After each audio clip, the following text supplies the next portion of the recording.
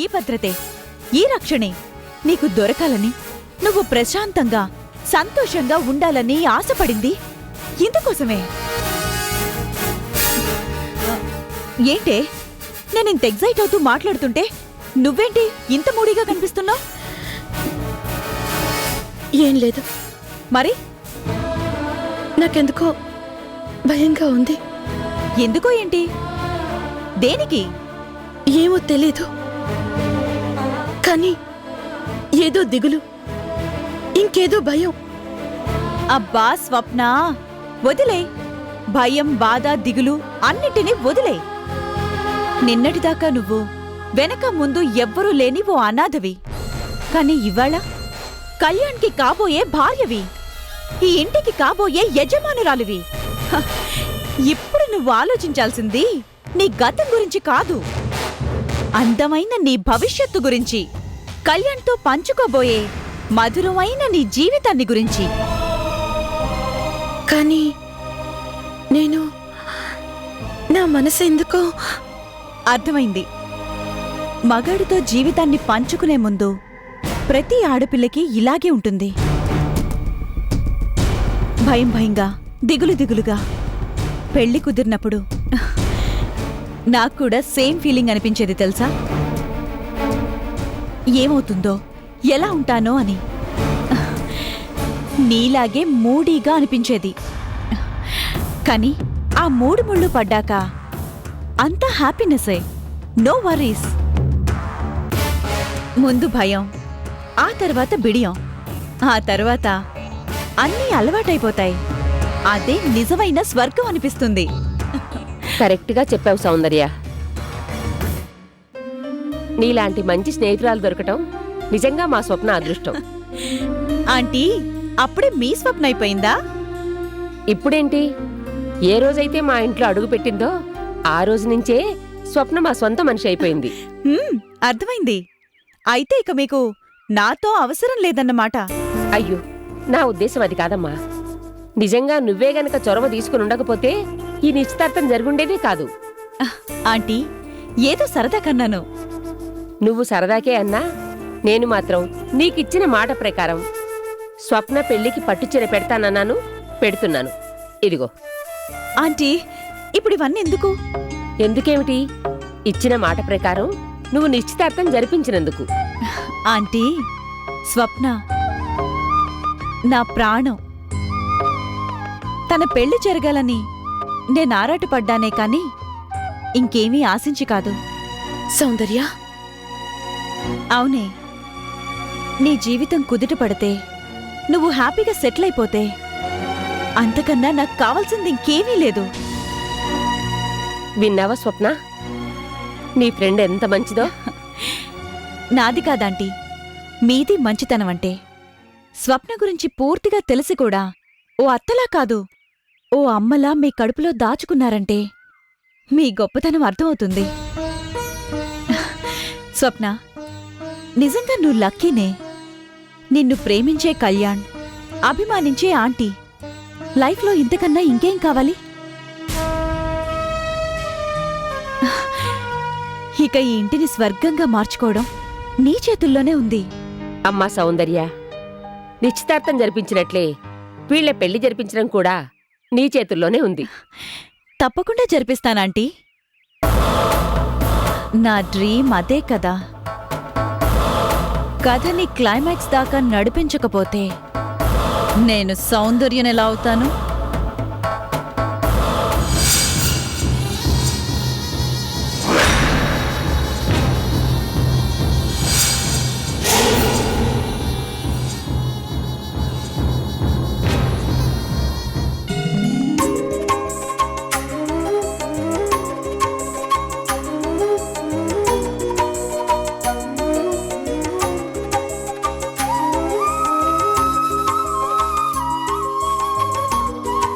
అమ్మగారు, అమ్మగారు, ఏంటి?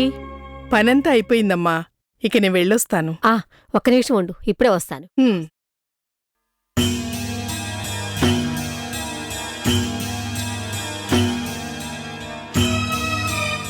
అన్నపూర్ణ, మీ వాళ్ళకి వచ్చి 4 రోజులైంది. ఇదిగో నెల జీతం. చాలా సంతోషం అమ్మా. వస్తాను. ఆ, రేపు త్వరగా వచ్చేయి, చాలా పనుంది. అలాగేనమ్మా. పని మనిషికి నెలకంత జీతమా? పోన్లేవే, ఇంటి పని అంతా చేస్తుందిగా. నాకా ఓపిక లేదు, నీకా చేత కాదు. ఏం చేస్తాం? చేతనైనా సరే ఈ సింధు పని చెయ్యదు, డబ్బులు విసిరేసి చేయించుకుంటుంది. నీ బాబు బుద్ధులే అన్నీ వచ్చాయి నీకు. వస్తే మాత్రం తప్పేంటంట? నా బాబు కోటీశ్వరుడు. ఆ కోట్లు సంపాదించడానికి కంపెనీ పని మీద ఢిల్లీ వెళ్ళాడు. అవును, ఈ పాడి రావాల్సిందే, ఇంకా రాలేదేమిటి?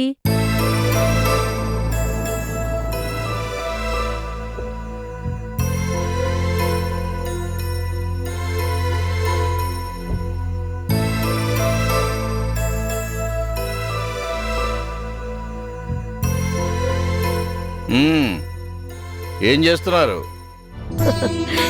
ఏంటండి, ఫ్లైట్ లేటా ఏమిటి? ఆ గంట గాల్లో చక్కర్లు కొట్టింది ఫ్లైట్, సిగ్నల్ దొరకలేదని. డాడీ, ఫ్లైట్ గాల్లో చక్కర్లు కొడుతుంటే నువ్వు డోర్ తీసుకుని ఇలా డైవ్ చేయాల్సింది. సరాసరొచ్చి ఇంట్లో పడేవాడివి. సింధు, ఏమిటా మాటలు? సులోచన, అన్నీ దాంది ఉడుకు రక్తం కదా, అన్నీ అడ్వెంచర్సే చేయాలనిపిస్తుంది. అనిపిస్తుంది. నేను మొత్తుకుంటున్నా వినకుండా మొదలుపెట్టిందిగా అడ్వెంచరు.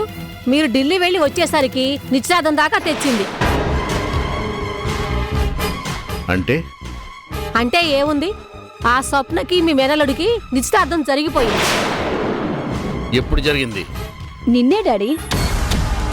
సౌందర్య చెప్పిన ప్లాన్ ప్రకారమే జరిగిందిలే.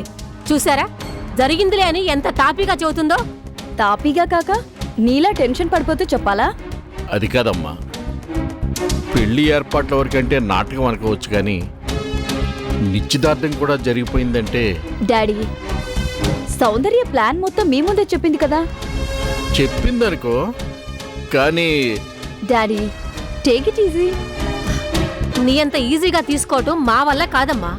రేపు మీ నాటకం బెడిసి కొట్టి నిజంగా స్వప్నకి మీ బావకి పెళ్లి జరిగిపోతే అప్పుడు అందరం కలిసి లబోదిబా అంటూ మొత్తుకోవాలి. మమ్మీ, నువ్వు అనవసరంగా టెన్షన్ పడి డాడీని కూడా టెన్షన్ పెట్టొద్దు.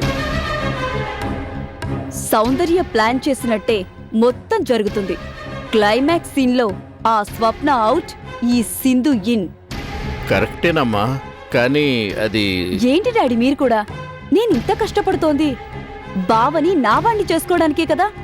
సౌందర్య ప్లాన్ మీద నాకెంత నమ్మకం లేకపోతే అక్కడ నిశ్చితార్థం జరుగుతుంటే ఇక్కడ నిశ్చింతగా కూర్చుంటాను. బావా నావాడు, నాకే సొంతం, నా మెళ్ళలోనే తాళి కడతాడు, అంతే.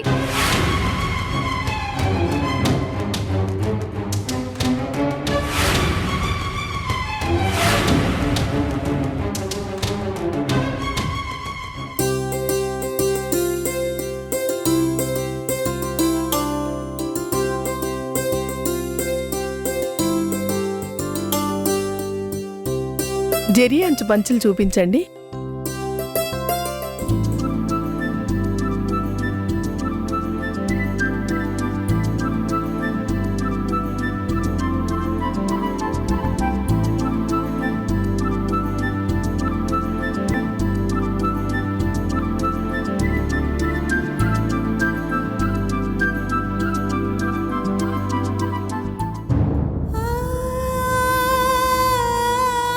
నా చేత్తో, నా కష్టార్జితంతో ఆయనకు మొట్టమొదటిసారిగా.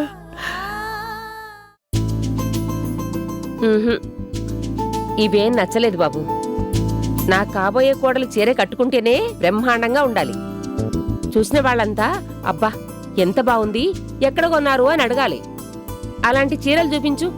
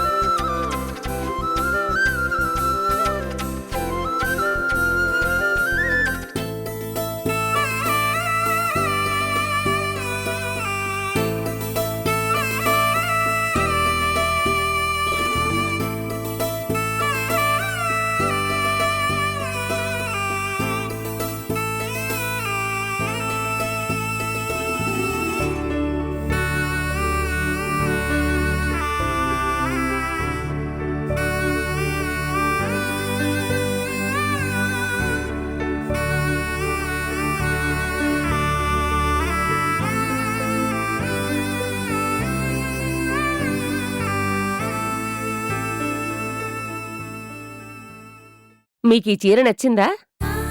హ్మ్, చాలా. ఇలాంటి చీరను కట్టుకుంటే నా కోడలు ఎంత బావుంటుందోనని. నేను ఈ చీరని నా కాబోయే కోడలి కోసం కొంటున్నాను. నచ్చుతుందంటారా? తప్పకుండా నచ్చుతుంది. ఈ చీరలో నా కోడల్ని చూస్తే ఎంత బావుంటుందో. మీ కోడలు అంత అందంగా ఉంటుందా? కుందన బొమ్మలా ఉంటుంది. మరి మీ కోడలు? అపరంజి బొమ్మలా ఉంటుంది. మరైతే ఇలాంటి చీర ఇంకోటి తీసుకోండి మీ కోడలికి. ఆ? ఆ, ఆ, వద్దులేండి, మీరు తీసుకోండి. బాబు, ఈ చీరని ప్యాక్ చేయించు. అలాగే మేడం. ఈ పంచెలకి బిల్లు వేయించండి. Okay madam.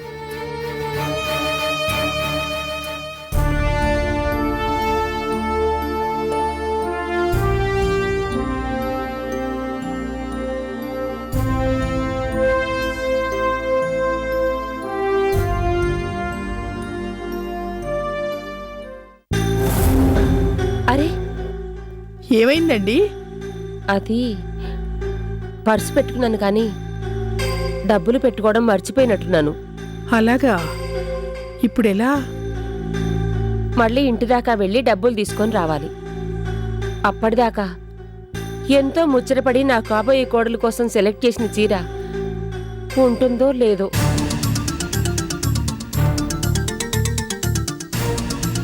ఇప్పుడు మీ దగ్గర ఎంతుంది? ఓ 1000 దాకా ఉంటుంది. చీర ఖరీదేమో డిస్కౌంట్ పోను 3000. మీరేమీ అనుకోపోతే ఆ మిగతా డబ్బు నేనిస్తాను. మీరా? వద్దులేండి. పర్వాలేదు. మీ కాబోయే కోడలి కోసం ఎంతగానో ముచ్చటపడి కొనాలనుకున్నారు. మళ్ళీ ఇలాంటి చీర దొరుకుతుందో లేదో అందుకని. కానీ మీరెవరో కూడా నాకు తెలియదు. మీ దగ్గర ఏం పర్వాలేదని చెప్పాను కదా, తీసుకోండి. ఇంత మంచి రంగు డిజైన్ ఉన్న చీరని గ్యారెంటీగా ఎవరో ఒకళ్ళు ఎగరేసుకుని పోతారు. అది నిజమే. కానీ ఈ డబ్బులు నేను మీకు మళ్ళీ ఎలా తిరిగివ్వాలనే కదా. నా అడ్రస్ చెప్తాను, మీకు కుదిరినప్పుడే పంపిద్దురు గాని తొందరేం లేదు. చాలా థ్యాంక్స్ అండి. అవును, మీ పేరు? అన్నపూర్ణమ్మ. మీ పేరు? శారద. ఇలా ఇవ్వండి.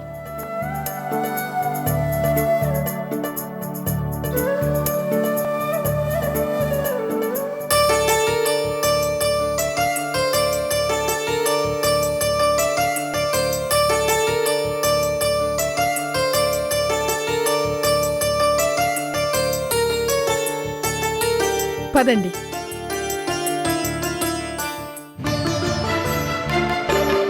ఏంటో వయసు మీద పడుతున్న కొద్దీ మతిమరుపు ఎక్కువైపోతుంది. అప్పుడప్పుడు ఇలాంటి జరగడం మామూలేలేండి. శారద గారు, మొత్తానికి మీ కాబోయే కోడలు చాలా అదృష్టవంతురాలు. ఎందుకలా అంటున్నారు? పెళ్లి కాకముందే మీ కాబోయే కోడలి మీద మీ అభిమానాన్ని చూస్తుంటే ముచ్చటేస్తుంది. అందుకు. స్వప్నంటే మా వాడికే కాదు, నాకు కూడా ప్రాణమే. మీ కాబోయే కోడలి పేరు స్వప్న? స్వప్న చాలా అందమైన పేరు. అందంగానే కాదు, అణకువగా కూడా ఉంటుంది. ఎంతో కమ్మగా పాడుతుంది కూడా. అయితే అదృష్టం మీ కోడలిది మాత్రమే కాదు, మీది మీ అబ్బాయిది కూడా అన్నమాట. నా కోడల గురించి అడిగారు, మరి మీ కోడల గురించి చెప్పనేలేదు. తన పేరేంటి? అర్చన.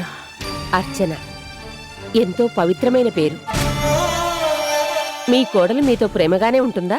ప్రేమగానే కాదు, ప్రాణంగా ఉండేది. ఉండేది అంటే ఇప్పుడు? అవన్నీ ఇప్పుడు ఎందుకులేండి, వెళ్ళొస్తాను.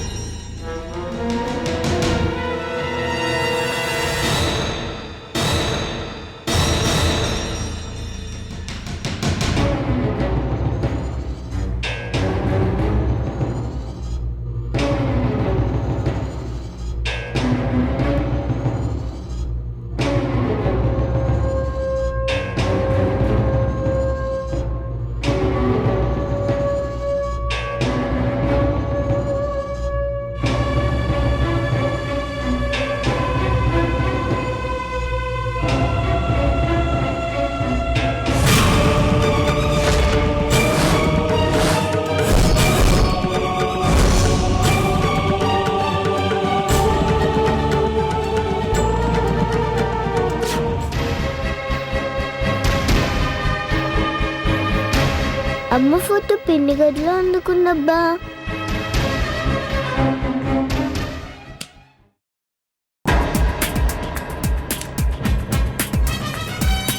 ఏయ్, నా గదిలో ఏం చేస్తున్నావు?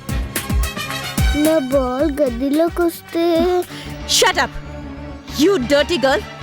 నా గదిలోకి రావద్దని నీకెన్నిసార్లు చెప్పాను? నీ చేతిలో ఏంటది? ఏం దొంగతనం చేశావు? నాకు చెప్పకుండా నా రూమ్లోంచి ఏం ఎత్తుకుపోతున్నావు? చెప్పవే దొంగ మొహమా. నేనేం దొంగ మొహాన్ని కాదు, నువ్వే చుప్పనాథ్ మొహాన్వి. ఏం కూసవే? నన్ను చుప్పనతి ముఖం అంటావా? అవును అంటాను. ఒక్కసారి కాదు 100 సార్లు అంటాను.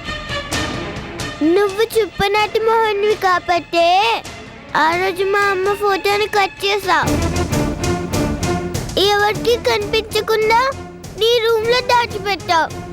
చెప్పు, దొంగ మొహాన్వి నువ్వా నేనా? యూ ఎంత ధైర్యమా నీకు?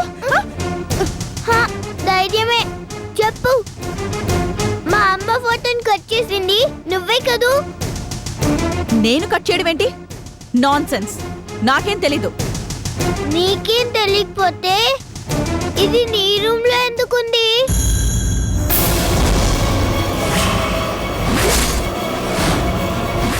Come on answer me. My foot. వేలడంత లేవు. నీకు నేను సమాధానం చెప్పాలా? చెప్పాలి, చెప్పి తీరాలి. నిన్ను ఏంటి? ఏంటి? రావే, రా, రావే, రా. వెళ్ళు, వెళ్ళి ఎక్కడుందో తెలియని మీ అమ్మతో చెప్పుకో. ఇంకోసారి నా రూమ్ లోకి అడుగు పెడితే కాళ్ళు 2 విరిచేస్తాను. జాగ్రత్త. Get lost.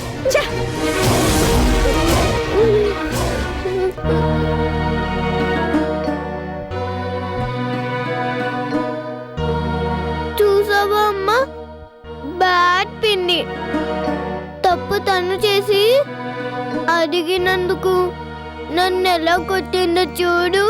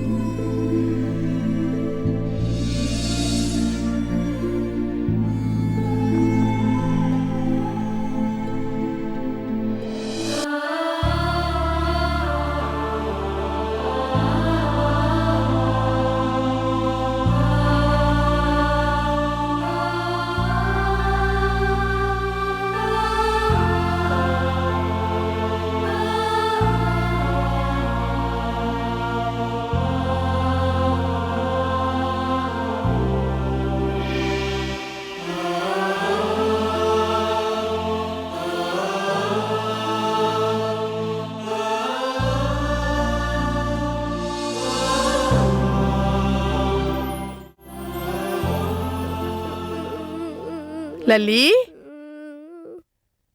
ఏమైందమ్మా?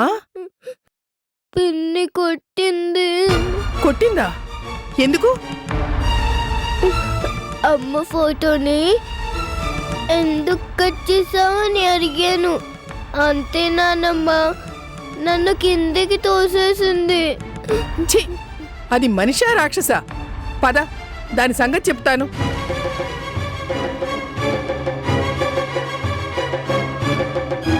సౌందర్య, సౌందర్య,